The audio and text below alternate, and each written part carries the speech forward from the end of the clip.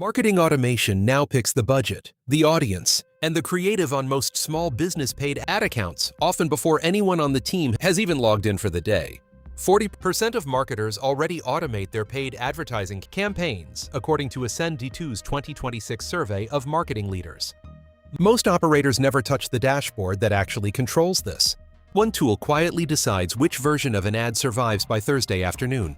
A single weekly check is often all that is left for a person to do. A small agency owner opens 3 separate ad accounts before the coffee finishes brewing, adjusting bids on Facebook, checking budget pacing on Google, and copying yesterday's numbers into a shared spreadsheet that nobody on the team actually reviews twice.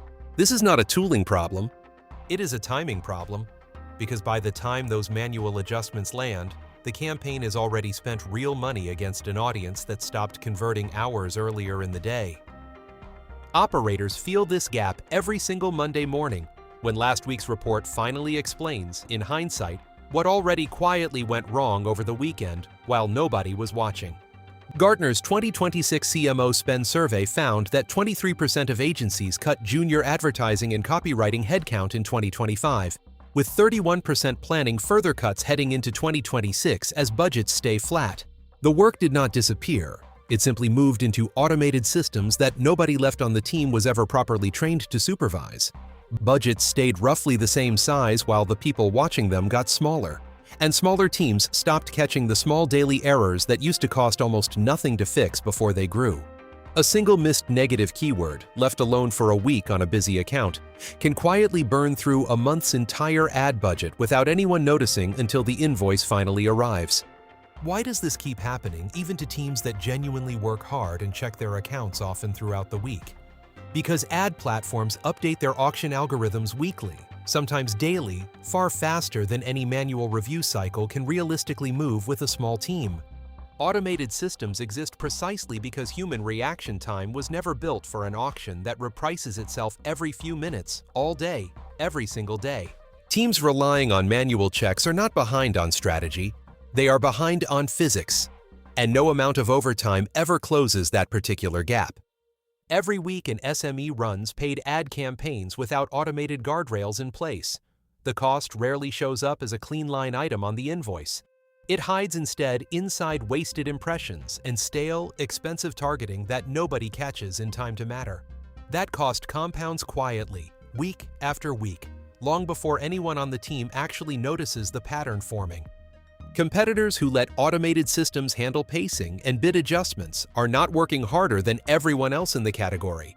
They are simply not losing money to delay anymore. That gap widens every quarter, it stays unaddressed. Before changing any tool at all, where exactly does the ad account currently wait on a human being to act on something? For most SMEs, that moment is bid adjustment, creative rotation, or budget reallocation between 2 or 3 campaigns running at once. Pull the last 30 days of campaign logs and mark every single change that happened more than 2 hours after the data that actually triggered it in the first place. Those delays are the map of exactly what to automate first, before any other tool gets touched.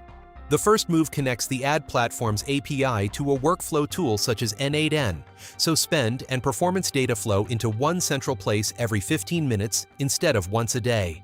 This is where marketing automation actually starts doing its job, not after the dashboard gets built and presented in a meeting, but the moment the data stops waiting on a person to check it manually.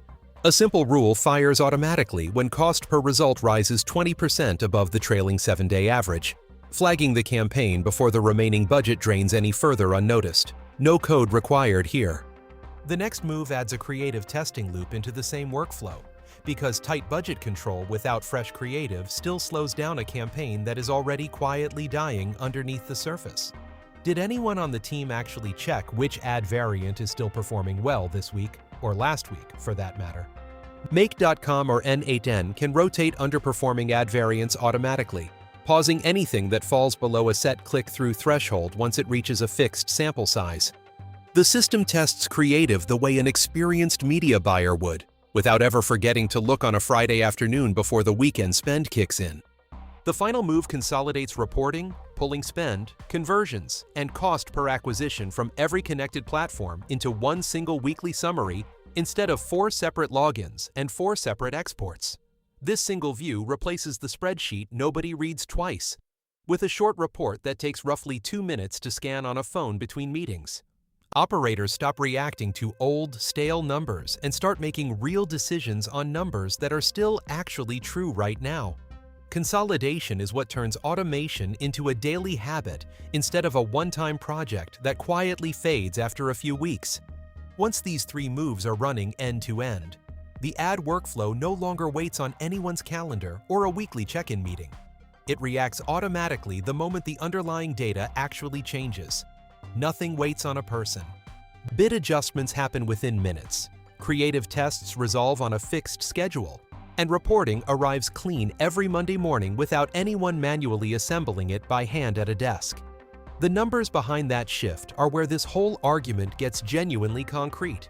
Forrester's workflow benchmarking puts the average return on automation programs at $5.44 for every dollar spent, with top quartile programs reaching 8.71 for every dollar invested. That spread is not really about budget size at all. It is about how tightly the underlying workflow is connected end-to-end across platforms. An SME running a single well-built automated ad workflow can land closer to that top end than a much larger company running 5 disconnected tools side by side. Tight integration beats a bigger team every single time this actually gets measured properly.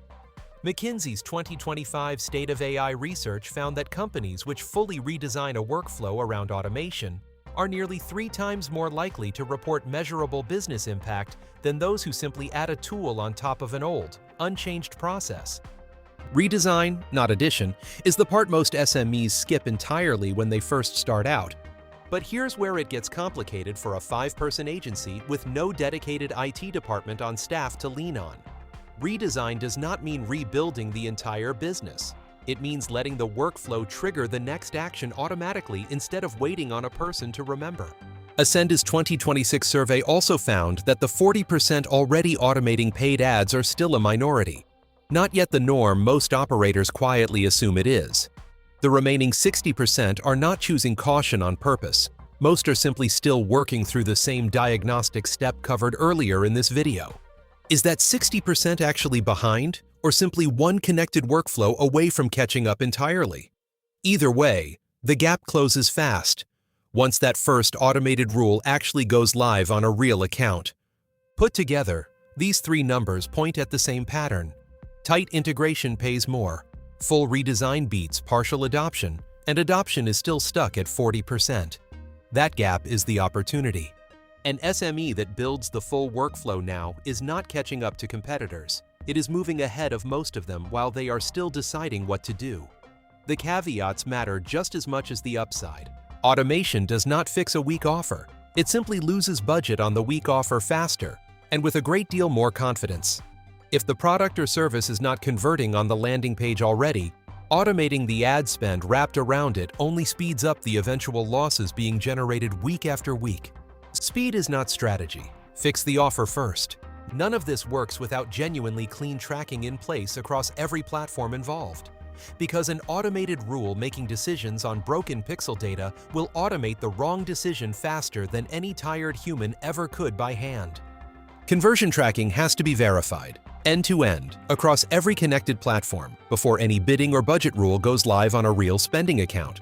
Skipping that single step is the most common reason these entire workflows end up blamed for losses they did not actually cause in the first place.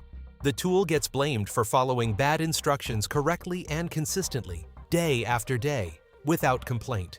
This approach fails fastest on brand new ad accounts with no historical data behind them yet, and in categories with very low ad spend overall, because automated rules genuinely need a real baseline and enough weekly conversions before they can reliably spot anything unusual happening on the account.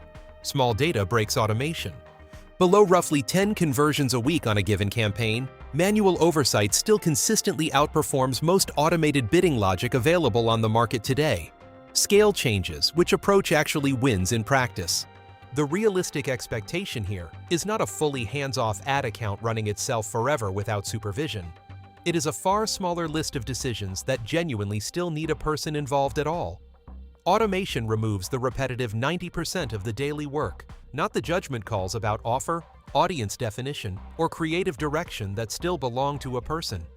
Operators who expect to disappear from the process entirely are usually the ones who eventually get burned by it later on. Operators who expect to supervise a system, not babysit a dashboard all day long, get real, usable time back instead.